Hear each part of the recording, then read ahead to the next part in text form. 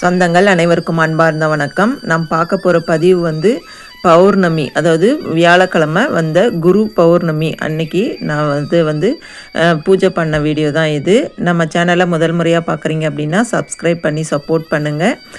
இப்போ வாங்க நம்ம வீடியோக்குள்ளே போகலாம். முதல்ல வந்து நான் ஈவினிங் 7 மணி போல் தான் நான் இந்த பூஜையை செஞ்சேன்.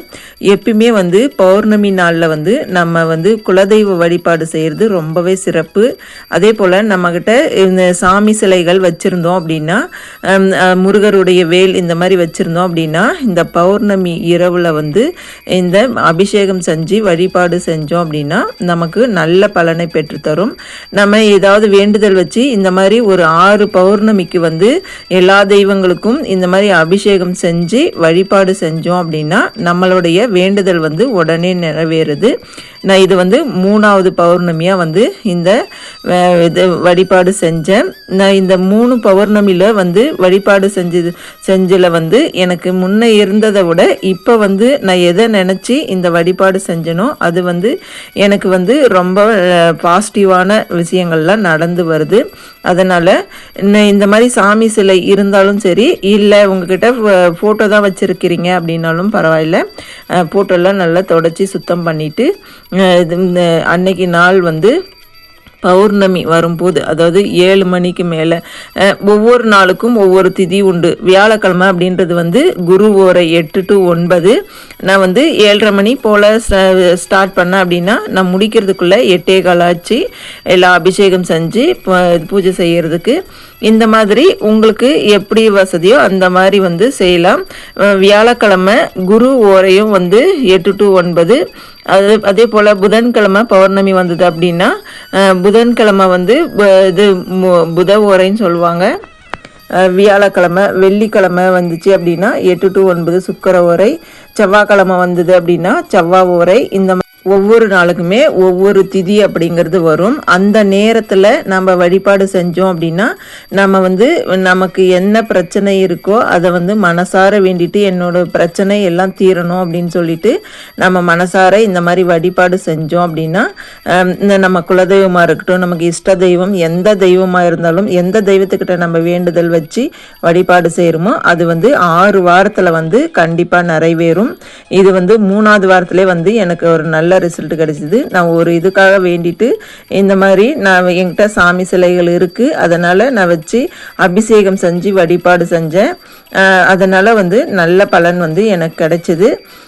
இது வியாழக்கிழமை குரு ஓரை, அதுவும் ஆனி மாதம் பௌர்ணமி வியாழக்கிழமை வந்தது குரு பூர்ணிமா அப்படின்னு சொல்லுவாங்க. இந்த நாளில் நான் வழிபாடு செஞ்சேன்.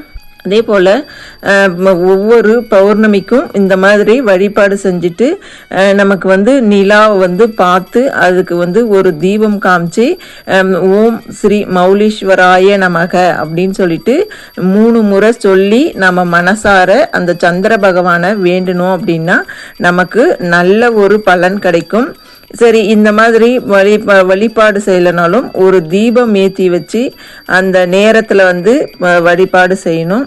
பொதுவாகவே எல்லா தெய்வங்களுக்கும் இரவு நேர வழிபாடு அப்படிங்கிறது ரொம்பவே சிறப்பு. அதுவும் இந்த பௌர்ணமி நாளில் எல்லா தெய்வங்களுக்கும் பவர் அதிகம் அப்படின்னே சொல்லலாம்.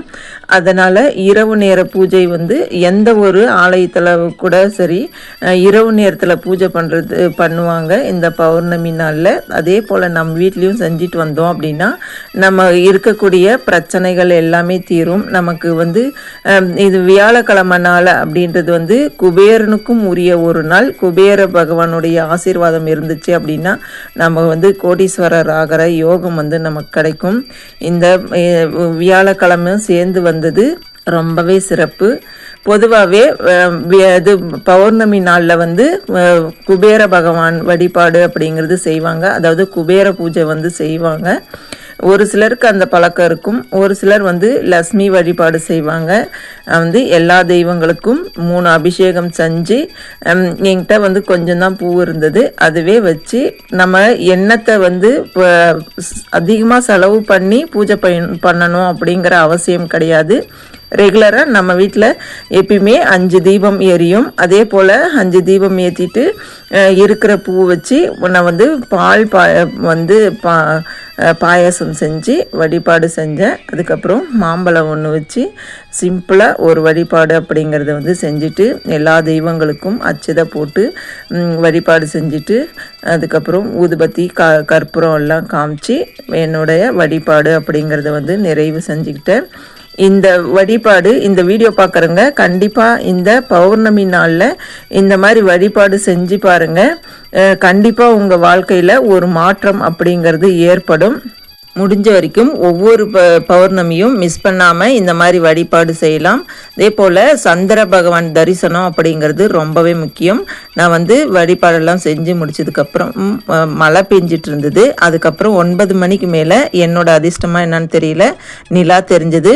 அது சந்திர பகவானையும் பார்த்து மனசார வேண்டிட்டேன். இந்த வீடியோ பார்த்த அனைவருக்கும் நன்றி. தேங்க்யூ ஃபார் வாட்சிங். நன்றி, வணக்கம்.